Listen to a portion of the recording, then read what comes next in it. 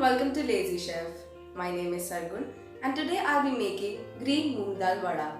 It is simply the best and can be easily made at home with a handful of ingredients. So let's get started.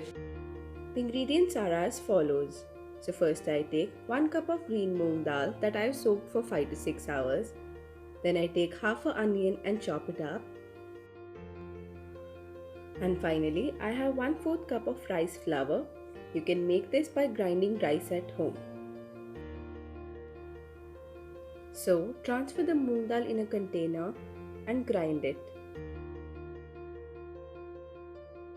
After grinding it once, it looks something like this.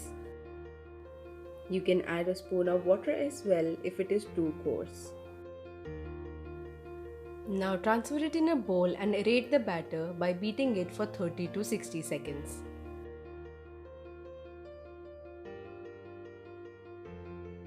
Now add rice flour and onion and mix it well. Now we will add salt,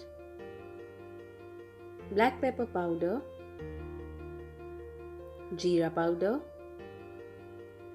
and red chili powder as per taste and mix it. The batter for vada is ready. Now moisten your hands with water and take a spoonful of batter and make the vada. I have preheated the oil on medium flame. Now put the vada and wait for it to get golden brown on one side and we'll flip it.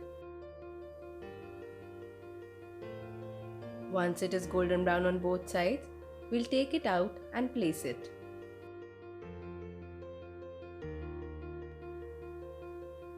Now I'll put it in the air fryer for 5 minutes to make it crispier.